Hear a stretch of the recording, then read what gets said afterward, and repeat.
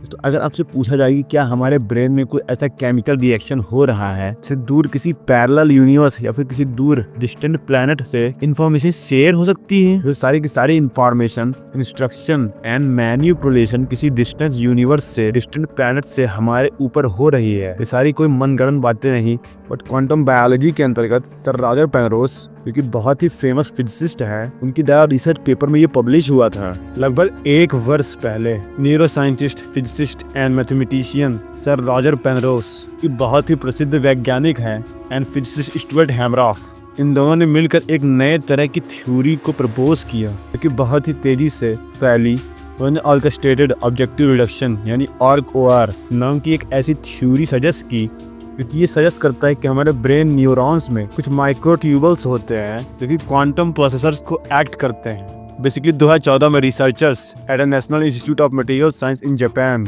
उन्होंने अपनी रिसर्च में ये पाया कि हमारे न्यूरॉन्स में कुछ माइक्रोट्यूबल्स हैं जो कि क्वांटम वाइब्रेशन कर रहे हैं एट अ बायोलॉजिकल टेम्परेचर, क्योंकि क्वांटम मैकेनिज्म हमारे न्यूरॉन्स में काम कर रहा है, ऐसा सजेस्ट करती है। फॉर एग्जाम्पल, अगर हमारा ब्रेन क्वांटम इंटेंगलमेंट को ऑपरेट कर रहा है, इसका मतलब है कि अपने दिमाग में थॉट्स को प्रोसेस कर रहे हैं, ऐसे आउटकम्स को पैरेलल यूनिवर्स से ले रहे हैं जो कि हमारी सच्चाई को, रियलिटी को बुन रहा है, क्योंकि डायरेक्टली ये शो कर रहा है कि हमारे न्यूरॉन्स में क्वांटम कॉन्शियसनेस, फिर क्वांटम इंफॉर्मेशन को प्रोसेस जो कि छोटे सिलेंड्रिकल स्ट्रक्चर के होते हैं, ये क्वांटम कोहेरेंस को सपोर्ट कर रहे हैं। यहाँ पे कोहेरेंस का मतलब होता है कि वो इन्फॉर्मेशन को प्रोसेस होने दे रहे हैं। इसके लिए बहुत सारे साइंटिस्ट का काउंटर आर्गुमेंट भी आ रहा है, जहाँ पे उन्होंने कहा है कि जो कॉन्शियसनेस वो क्लासिकल न्यूरल प्रोसेसर्स की वजह से हो रहा है, ना कि किसी क्वांटम मैकेनिक्स की वजह से। बहुत से फिजिसिस्ट ये भी आर्ग्यू कर रहे हैं कि जो ब्रेन है वो बहुत ही ज़्यादा वार्म होता है, नॉइजी होता है, जो कि क्वांटम कोहेरेंस को लंबे समय तक इन्फ्लुएंस नहीं कर पाएगा। लेकिन क्वांटम बायोलॉजी में ऐसा हमेशा ही होता है, not in the case of quantum brain. Quantum process को करने के लिए जितने भी बायोलॉजी में कॉन्सेप्ट बने हैं, लेकिन 90 to 95% एफिशिएंसी के साथ काम करते हैं, वो भी नॉइजी इन्वायरमेंट में काम करते हैं। इसका मतलब है कि नेचर में क्वांटम मैकेनिक्स नॉइज को कम्प्लीटली बाईपास करने के लिए एक बेहतरीन सिस्टम करोड़ों साल पहले ही इन्वेंट कर लिया है। अगर इस तरह के इम्प्लीकेशंस राइट होंगे तो कॉन्शियसनेस है वो फंडामेंटली आर्टिफिशियल इंटेलिजेंस और क्लासिकल कंप्यूटेशन से डिफरेंट होने वाली है। हमारे ब्रेन में बहुत से ऐसे प्रोसेस भी होते हैं जिसे क्लासिकल मैकेनिक्स और क्लासिकल कंप्यूटर के द्वारा समझा नहीं जा सकता है, जैसे कि पैटर्न रिकॉग्निशन, हमारा ब्रेन इंस्टेंटली क्राउड में से किसी फेस को पहचान लेता है, पैरेलल प्रोसेसिंग जहाँ पे हम एक साथ मल्टीपल प्रॉब्लम्स को साइमल्टेनियसली सॉल्व करते हैं, या फिर क्रिएटिविटी इंटीग्रेशन जहाँ पे हम डायरेक्ट न्यू आइडियाज को फॉर्म करते हैं बिना किसी स्टेप बाय स्टेप लॉजिक के। फॉर एग्जाम्पल, जब हम किसी कॉम्प्लेक्स प्रॉब्लम को सॉल्व करते हैं, अचानक से ही हमें किसी तरह के नए तरह के आइडिया रहते हैं जो कि हमारे दिमाग के नॉन सीक्वेंशियल प्रोसेसिंग को दिखाता है। तो इस वीडियो में हम क्वांटम मैकेनिक्स के रूल्स को हमारे नेचर में, हमारे बॉडी में, यानी इंटायर बायोम में, बायोलॉजी में कैसे वो बहुत ही इफिशिएंटली काम करते हैं, जिससे हम अपने क्वांटम मशीन में रेप्लिकेट नहीं कर पा रहे हैं, उसे जानेंगे। फॉर एग्जाम्पल, आपको पता होगा कि हम ज़्यादा से ज़्यादा चीज़ें बायोलॉजी से, नेचर से ही नकल मार के इंजीनियरिंग और फिजिक्स में उसको ज़्यादातर यूज करते हैं। उसी तरीके से क्वांटम फिजिक्स और क्वांटम टेक्नोलॉजी किसी कौन सी चीज़ें हैं जो नेचर में ऑलरेडी प्रेजेंट है, जहाँ हम 10%, 5% भी इफिशिएंसी नहीं दिखा पा रहे हैं, वहाँ नेचर में 95-90% तक और 99% तक नेचर अपना रिजल्ट दिखा दे रहा है, क्योंकि समझने में बहुत ही रियल प्रोसेस है। उसमें पूरा का पूरा कॉन्सेप्ट और साइंस हाइपोथेसिस के अराउंड ही रिवॉल्व करता रहता है। Some part of the scientist theories propose करते हैं और अदर्स उस पर अपना विरोध दिखाते हैं। लेकिन इस बार कुछ क्वांटम साइंस है जिसे नेचर में ढूंढने की, समझने की कोशिश हुई है। कौन सी साइंस? Quantum tunnelling. अगर आप एक दीवार पर पत्थर फेंको, सबको पता है कि पत्थर दीवार से टकरा कर वहीं गिर जाएगा, बट क्वांटम मैकेनिक्स में यानी एटॉमिक लेवल पर पार्टिकल्स टकरा के गिरेगा नहीं, बल्कि पार हो जाएगा, यानी इलेक्ट्रॉन्स की फील्ड में। और दूसरा टॉपिक है सुपर पोजिशन, जहाँ पार्टिकल एक साथ 2 पोजीशन को हैंडल कर सकते हैं, क्योंकि क्लासिकल मैकेनिक्स में टोटली इम्पॉसिबल है। तो सबसे पहला एग्जांपल है फोटोसिंथेसिस। इसके लिए सबसे पहले मैं आपसे एक सवाल पूछता हूँ कि कैसे एक पेड़ का पत्ता 100% एफिशिएंसी के साथ सनलाइट को कैप्चर कर लेता है, जो कि एक ऐसा कदम है जिस पर किसी भी इंसान ने ऐसा कभी सोलर पैनल बनाया ही नहीं है, क्योंकि 15%, 20%, 25% से ऊपर जा पाए। वहीं पे हमारे जो पौधे हैं वो 100% एफिशिएंसी के साथ सनलाइट को अब्सॉर्ब कर रहे हैं। तो ऐसा कैसे हो सकता है? तो फोटोसिंथेसिस प्रोसेस में सोलर एनर्जी को केमिकल एनर्जी में बदला जाता है, जिस तरीके से प्लांट्स जो है अपना खाना बनाते हैं। सूरज से आने वाली एनर्जी फोटॉन्स के फॉर्म में होती है।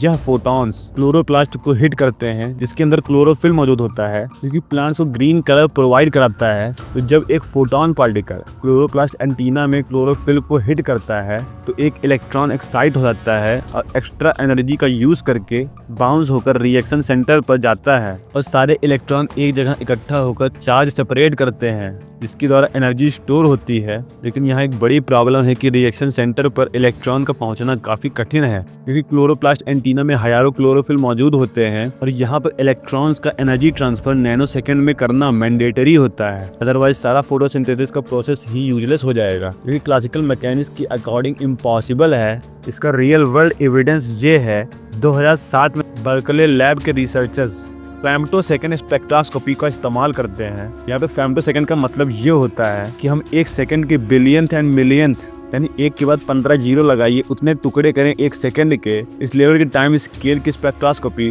पर वो फेम्टोसेकंड से जुड़ी हुई वीडियो को देखना है तो रिसेंटली मैंने उस पर एक वीडियो बनाई थी, आप उसको जरूर देखिएगा। रिसर्चर्स ने यह रिसर्च किया कि जो फोटोसिंथेसिस है उसमें एक एक्साइटेड इलेक्ट्रॉन्स है जो कि मल्टीपल पाथवेज को साइमल्टेनियसली एक्सप्लोर कर रहा है, एनर्जी को ट्रांसफर करने के लिए बिना किसी पहले ही इफिशिएंट राउट को चूज किए हुए। क्योंकि क्वांटम मैकेनिक्स क्वांटम बायोलॉजी में इस तरह से काम करता है, क्योंकि पुराने सारे क्लासिकल एजम्पशंस को तोड़ कर रख देता है।